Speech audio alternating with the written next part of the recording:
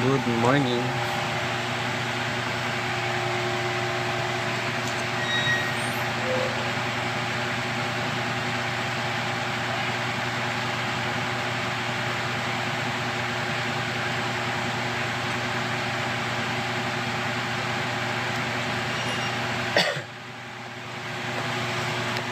Good morning po sa inyo. So, may bag nga morning. Ayan. Medyo may nararamdaman tayo. Hindi maganda. Hindi makalabas yung sipon. No? So, good morning po. So, ayan. Gusto lang po natin magbigay ng reaction doon kay Bato de la Rosa na sabi pinaniniwalaan na daw ngayon yung mga drug lord, diba? Pinaniniwalaan na daw yung mga drug lord. So kaya yun, iyak ng iyak si Senador Bato de la Rosa. So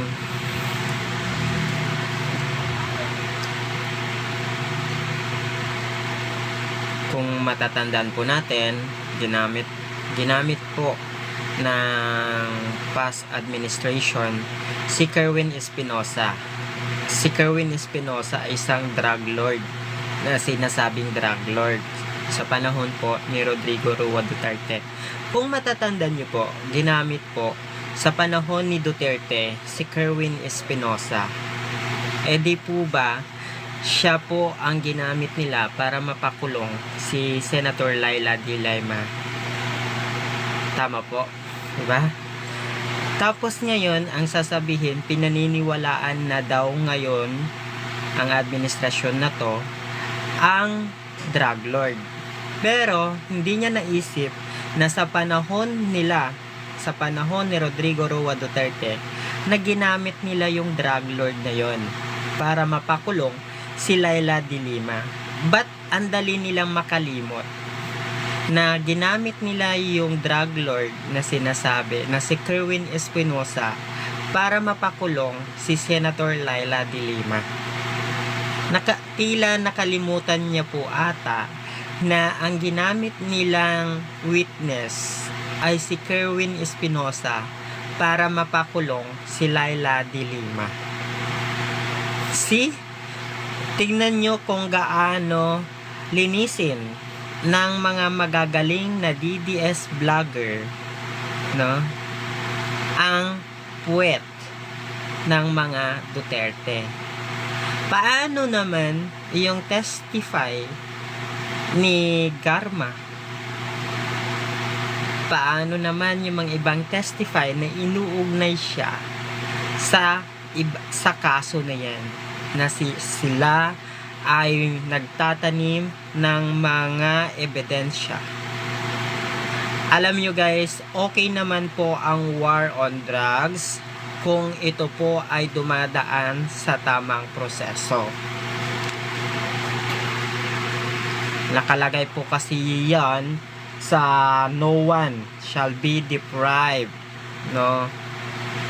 Kahit anong status ng buhay ay kailangan dumaan po tayo sa due process. So kaya po na-question ngayon,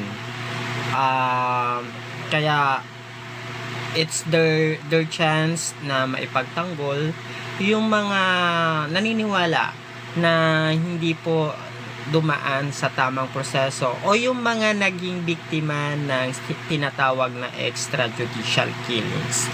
I think hindi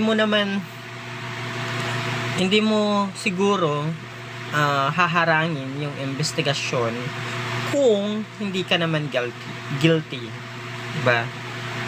Ang kailangan lang naman in the aid of legislation, kaya nga may mga ganitong isinasagawa para matapos na yung mga issue. Ngayon, nais lang natin i-remind na ginamit din po ng Duterte administration ang mga drug lord, no? Ginamit niya po ito para mag-testify kay Senator Laila de Lima. So, siya, ang Duterte administration ba ang pinatutungkulan ni Bato na pinaniniwalaan na daw na ang mga drug lord? 'Di ba? Sa panahon ni Rodrigo Roa Duterte, ang pinaniwalaan nila, 'di ba? Ang pinaniwalaan po nila ay drug lord. Tama o mali? Si Kerwin Espinosa nung panahon po ba ni Duterte, angel po ba siya? Tama o mali? Sagutin niyo po ako. Si Kerwin Espinosa po ba sa panahon ni Duterte ay angel siya? Hindi pa po siya drug lord? Tama o mali? Sino makakapagsabi sa akin dito na sa panahon ni Rodrigo Roa Duterte, si Kerwin Espinosa ay hindi pa drug lord? Anybody from our viewer na makapagsasabi na sa panahon ni Duterte, si Kerwin Espinosa ay hindi pa drug lord? Kaya po tayo nagbibigay reaction kasi na double standard at yung mga DDS vlogger, mga tagalinis, tagahimod ng puwet ng mga Duterte ay nililinis ang pangalan ng mga Duterte na naman. 'Di ba? Sino po? Ayan po. Kailangan nyo po sagutin. Si Kerwin Espinosa po ba ay hindi drug lord sa panahon ni Duterte? Yan po yung binibigyan natin ng linaw, ng emphasis, no? Kasi sabi ni Duterte, pinaniniwalaan na daw sa Marcos administration ang drug lord. Eh di po ba, sa panahon ni Duterte, ginamit nyo pa si Kerwin Espinosa para mapakulong at idiin si Leila de Lima? Tama o mali? Sagutin ng yes or no. Si Kerwin Espinosa, drug lord, sa panahon ni Duterte, tama o mali? Diba? Tama o mali? Ginamit nyo ang drug lord sa panahon din ni Duterte. Tapos ngayon sasabihin nyo na sa panahon ng Marcos Jr. administration, pinaniniwalaan yung drug lord. Samantala, sa panahon nyo, ginamit nyo ang drug lord para mapakulong si Senator Leila de Lima. Diba? Diba? Hindi po yan yung basihan, sir. No? Hindi po tayo pamilyar, hindi man tayo sikat na vlogger, hindi po yung ang labanan dito. Ang labanan po dito ay para itama ang mga paglilinis na ginagawa ng mga DDS vlogger para himurin ang puwet ng mga Duterte. Diba? Wala tayong pake kung wala po tayong buhok. Basta po, hindi po ako na-affected sa sinasabi mo. Ang tanong lang ay di ba si Kerwin Espinosa ginamit ng Duterte administration ay isa ding drug lord? Yun po. Tama o mali? Diba? Tama o mali? Ginamit ng mga Duterte ang drug lord sa panahon nila din. Tapos ngayon, mga DDS vlogger may caption na pinaniniwalaan na daw sa Marcos administration ang drug lord. Eh di po ba, sa panahon po ninyo ng mga Duterte, di ba ginamit nyo ang drug lord para mapakulong si Senator Leila de Lima? Tama, di ba? Ginamit nyo yung drug lord na yon para mapakulong si Senator Leila de Lima. So ngayon, mga DDS vlogger, mga tagalinis ng mga kalat ng mga Duterte, ngayon magpo-post kayo na pinaniniwalaan na ngayon ang drug lord sa panahon ng Marcos administration. So, 'di ba? Double standard, double standard, double standard. I do believe naman po magagaling po talaga ang mga DDS content creator, no? attorney, abogasya, may kumukuha ng law, may kumukuha ng pagka-enhinyero. Pero saan po sila magaling? Magaling po sila maglinis ng puwet ng mga Duterte. Magaling po sila maghimod ng dumi ng mga Duterte. Ngayon lang po sila nagpo-post ng mga kung ano-ano. Bakit sa panunungkulan ng ina-idol po nila? Hindi po sila ganyan. Diba? Huwag po tayong double standard. Alam nyo po, talaga naman pong mga mahihirap ang madaling maniwala sa mga fake news. Diba? Katulad po sa Dolomite Beach. Proyekto po yan ni Rodrigo Roa Duterte. Okay. So, nung panahon ng bagyo, medyo naging madumi. Siyempre, bagyo yan eh. Sinabi ng mga DDS, they are comparing na naman yung linis daw ng Dolomite Beach sa panahon ni Rodrigo Roa Duterte at panahon ngayon. Come on, netizen. Bagyo yun. Siyempre, madumi, di ba? Meron times, kaya po wala pong araw ng pagbisita ng Webes sa Dolomite Beach kasi ito po ay araw ng paglilinis. So, ini-emphasize po natin dito na hindi lahat po ng inyong nababasa sa mga vlogger na pinaniniwalaan nyo po ay tama. Alam nyo po, mostly, karamihan sa mga mahihirap, ang pinupuntirya nila po na biktimahin ng fake news, misinformation, disinformation. Dahil nga po, madali po utuhin, no? Madali po paikutin ang mga mahihirap dahil nga po sa kakulangan ng sapat na kaalaman. Kaya po, yun po ang nagiging balakid sa ating pag-unlad, ang kawalan kaalaman ng mga mostly na Pilipino. 'Di ba? Kayo na, guys. Toto naman si PRD lang talaga malasakit sa bansang Pilipinas. Totoo po 'yan na siya yung may malasakit, pero pinamimigay. Pinamimigay po ang bansa po natin sa China. Kaya nga po naging agresibo lalo ang pagkam-scam ng China dahil nga po tinolerate po ni Rodrigo Roa Duterte ang pag-angkin sa ating bansa. Kaya po ganyan ka-agresibo na. At mas lalong nagiging agresibo ngayon kasi nga po ang dami pong bayad na mga Pilipino na ipinagtatanggol pa ang China laban sa ating bansa. Nakikita nyo po yun?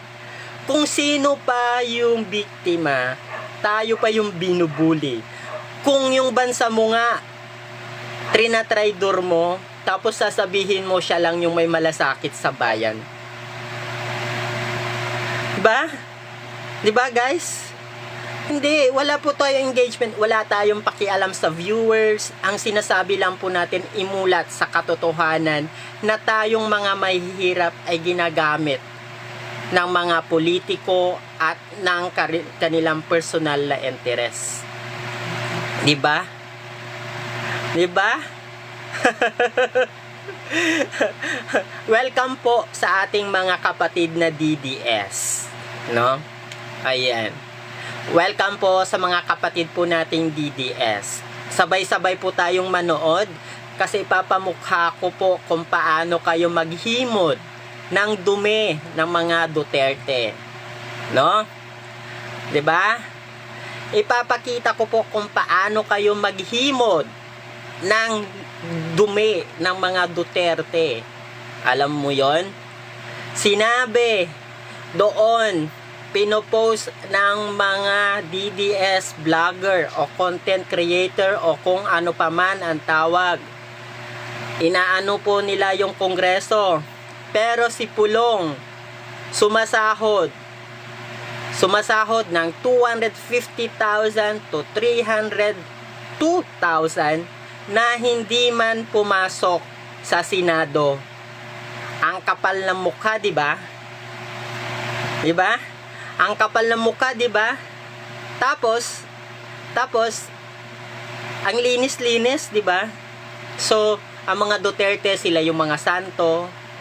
Si Duterte, pag may nasasangkot sa issue, sasabihin, paninira, pinupolitika. Diba?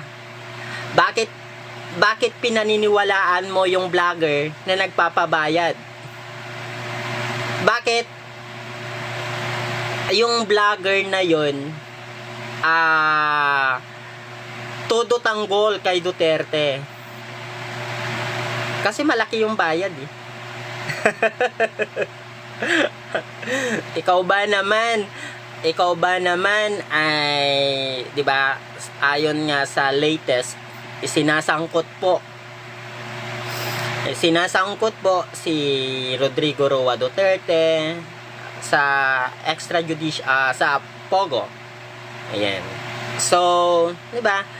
Kung wala pong kinalaman, hayaan nyo yung batas. Hayaan nyo po yung ginagawa po nila. Diba? Hindi, wala pong ganun dito. Walang engagement.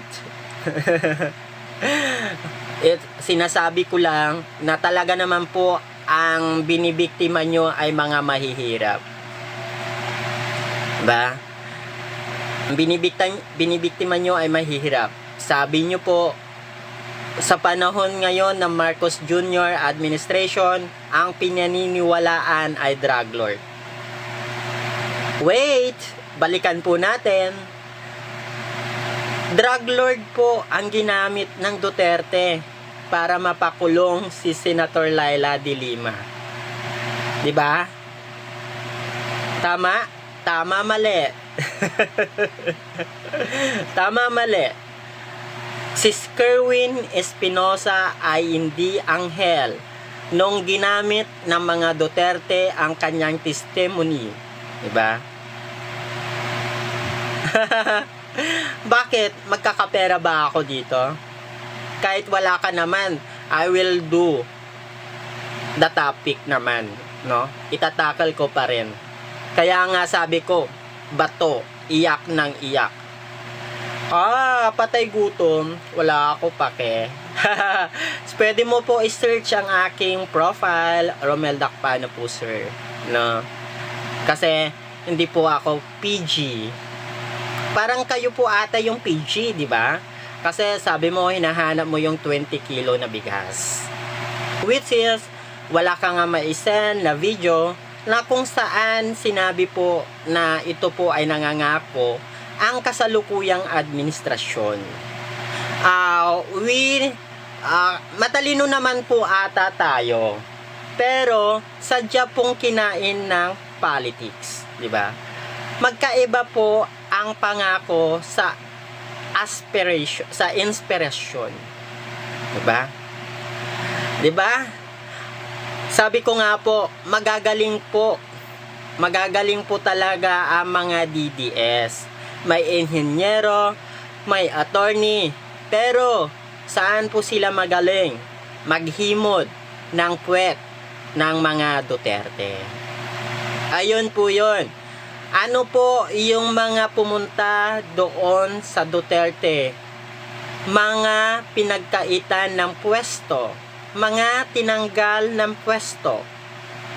Do you think makakapagsilbi ng maayos ang mga taong ito kung may hinanakit po sila sa administrasyon?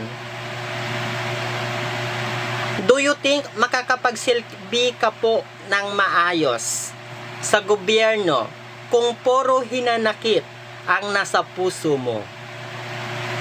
Meron pa akong nabasa na si Basti daw, uunahin niya daw ang Ilocos Norte dahil ang dami daw adik. Ba't hindi niya po unahin ang Davao City kung saan 37 ang nagpositive sa kanyang nasasakupan sa droga? Di ba? It's real talk. Na-publish po yan ng ABS-CBN News na 37 of the City Hall employees of Davao City positive on drug test. Bakit hindi po uunahin ang bakuran ng Davao? Bakit sa tagal-tagal na operasyon ng Tokhang at ng war on drugs sa Davao, hindi maubos-ubos ang mga drug lord doon? Bakit ang mga malalaking drugs na nahuhuli ng ating pamahalaan ay sa Davao City? Bakit yung staff ni Sara Duterte na involved sa drugs? Diba? Bakit po ganun? Diba? Come to think of it, kung totoo ang war on drugs ng mga Duterte, kung totoong mga adik, kung totoo yung war on drugs po nila, bakit hindi po naubos ang mga adik sa kanilang nasasakupan? It's a reality po, no? Bago ka mamintas ng iba, tumingin ka sa sarili mo. I-check mo ang mukha mo, i-check mo yung mga pagmumukha mo, kung pogi ka, pangit ka. Ayan. Alam nyo po guys, bago ka makapasok sa trabaho sa City of Manila, required po ang mga sinasabi nyo na requirements. So, I am employed in Manila from 2015 up to now. So, isa po sa requirements ng tawag dito ng trabaho ay kailangan mo mag-undergo ng drug test, no? Pwede nyo po sigurong i-check sa Manila Public Health Office ang aking record, no? Kasi po lagi pong sinasabi ng mga totoong bangag, mga totoong adik, nasa tamang hinala, no? Mga supporter ng totoong adik, mga Duterte supporters, totoong adik, no? Ayan, ganito po ang pag-iisip ng mga totoong adik, nag-aakusa na walang basihan. Ganun po ang mga supporter ng mga adik. Puro akusa pero wala pong ebidensya. Ganyan po ang totoong bangag. Puro hinala, puro akusa, kulang sa ebidensya. No? Ay, nako. Sa totoo lang, I never, no? Hindi ko po kailangan ng host or co-host sa aking live. Because I could do what I want in my life. Ayoko, kasi I'm not for engagement. I'm not for the viewers.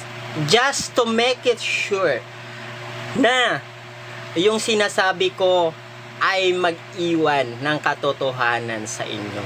Diba? Hindi ko po kailangan ng engagement. Diba? Kasi I have my regular work. Hindi ko po kailangan ng kung ano-ano dyan. Meron po akong regular work. It so happen na day off ko po ngayon. Diba? Natatawa ka pero nandito ka. Diba? Pwede po kayo po, no, mag-research gamit po ang inyong phone. Libre naman po. Sa 5 pesos mo, meron ka ng 1 gig or 10 gig.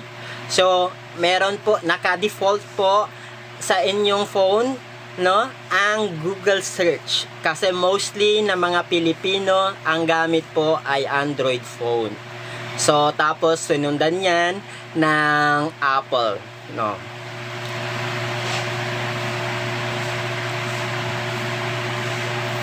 Ayan. ang taong sinungaling ay ayaw mag-take ng oath. Sabi ni Sara Duterte, pinopolitika daw ng DSWD ang mga referral ng kanyang opisina, no? Sabi niya, pinopolitika daw ng DSWD sa Senado, no? Ito po sa hearing ng Senado. Pero bangag ba siya? Bangag ba si Sara Duterte? Bakit pa siya nagbigay ng plaque of recognition sa DSWD as partner ng kanyang opisina? 'Di ba? Bangag. Parang lang yung sinabi niya noon pagkatapos ng eleksyon at nang napagbibigyan pa ang kanyang request at hindi pa nag-umpisa sa confidential fund. Nagsabi din po si Inday Sara Duterte sa publiko sa kanyang public speech. Pinasalamatan niya si Speaker Martin Romualdez dahil sa effort na ginawa niya nung tumatakbo bilang Vice President ng Pilipinas. Matapos magkaroon ng matapos mag-umpisa nga yung tinatawag na confidential funds, nagbago na ang ihip ng hangin, 'di ba? No, naalala ko pa noon nandun si Sara Duterte sa hearing sa Senado sa Quadcom, napakabastos naman ng taong ito. 'Di ba? Naghi-hearing pero naka-headset. Spoiled brat. Napakabastos, 'di ba? Ayaw mag-take ng off kasi sinungaling. Hindi naman siya siguro marunong magsabi ng totoo. Kaya ayaw mag-take ng off. Kasi pag nag-take ka ng off, tapos nakita ng komite na nagsisinungaling ka, pwedeng gamitin yung ebidensya. Diba? Bakit po ganon? Pag laging may sinasabi, may nakikitang mga problema, sasabihin ni VP Sara Duterte, lagi po siyang pinipolitika. Bakit hindi na lang po niya sagutin ang ipinupukol sa kanya? Tutal, mapagpatola naman siya, patola naman, bakit ganon? Diba? Ayan si Sara Duterte, manggagamit, ang tunay na mambubudol. Diba? Bakit ko po nasabi na si Sara Duterte ang tunay na mambubudol? Sinabi po niya noong panahon ng eleksyon na sasamahan si President Marcos Jr. sa kanyang mga adikain sa bansa. Pero may lumabas na panayam sa kanya. Sinabi ni Sara Duterte na ang kanilang unity team ay para lang daw sa politika. Doon pa lang number 1 na budol si Sara Duterte. So ibig sabihin guys, ginamit niya lang si Bongbong kasi sabi niya ang unity team po ay para lang daw sa politika. Ito po ang aking malapad na noo para sa aking basher. Pwede po kayo maglanding Terminal 1, Terminal 2, Terminal 3, Terminal 4. Happy ka na po guys. Ayan. So hindi po ako nadadala sa pambabash nyo po. Maawa ka sa sarili mo kasi po marunong ka naman siguro magbasa pero hindi mo naiintindihan ang context ng binabasa mo. Ayan. So ganyan lang po tayo guys, no? 'Di ba? Ganyan lang tayo. Ganyan lang po tayo mag-ano sa mga basher po natin. Hindi po tayo napipikon. Kasi part po ng pag-vlog na meron po hindi aayon at di gusto ang topic na gusto mo. Just go on sa topic na gusto mo, no? walang makakapigil kung ito ang gusto mo. We could not please everyone. Hindi mo pwedeng palitan ang iyong paninindigan dahil binabash ka ng mga tao. Hindi po ganun, no? So, sabi ko nga, ang nagiging victims of fake news ay mga mahirap kasi po wala po silang sapat na kaalaman para maintindihan ang mga bagay-bagay. Diba? Sabi po ni Sagittarius, adik ka nga. Hindi po nila ata alam ang salitang adik. Well, pumunta po kayo sa mga drug test. Yung pinakasimple po na drug test po doon ay ang yung ihi po. Pumunta po kayo doon. Meron pong ino-offer ang Manila Public Health Office. Meron po doon. Mag-submit po kayo doon. Make it sure na mapuno nyo na hanggang 3/4 yung cups po doon. Sa mga nagsasabi po na adik. Ayan. Alam nyo po, ang mga adik, marunong pong magmura. Alam nyo po, ang mga adik, natutuwa sa kamatayan ng iba. Alam nyo po, ang mga adik, wala po sa katinuan. Kaya po nilang pumatay. Kaya po nilang magmura kung saan-saan. Ganon po ang totoong adik. Ganon po ang totoong adik. Naguutos na pumatay ng tao. Ganon po ang adik. Ganon po ang mga adik. Nag-aakusa na walang ebidensya. 'Di ba? Ganito po yung mga tipo ng mga supporter ng DDS. Ganito po kabastos. Kasi nga po, yung idol nila bastos din ang bunganga. Kung ano yung idol mo, ganun din daw yung supporter mo. Tama. Kasi mostly po talaga ng mga supporter nila, mga bastos ang bunganga. Mga adik. Sila po yung totoong adik. Diba? Sila ang totoong adik, mga DDS supporter. Diba? Sinabi nga po si Michael Yang na isa po sa economic advisor ni dating Pangulo Rodrigo Roa Duterte. Alam niyo po ba na sinasangkot po siya na isa daw po siyang drug lord. Ayan. So, sino po ngayon ang adik? Ang kalat ng mga Duterte ipinapahid sa iba para malihis na sila ay maging santo. Pero sa kaalaman ng mga may tamang pag-iisip, naniniwala po kami na ganun nga po si Duterte. Mukhang kulugo daw ang dating. Tingnan mo naman yung skin ko po kahit magkita po tayo. No? Tignan natin kung sino po ang may balat kulugo. Ang kinis-kinis ko. Kahit mag-meet pa tayo, no? Wag ka lang magdala ng baril kasi hindi ko po alam bumaril. Ayan.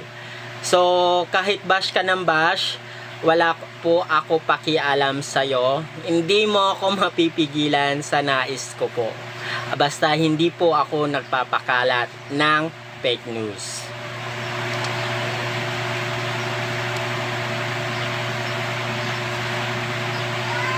Sabi ko nga po, hindi po ako for engagement.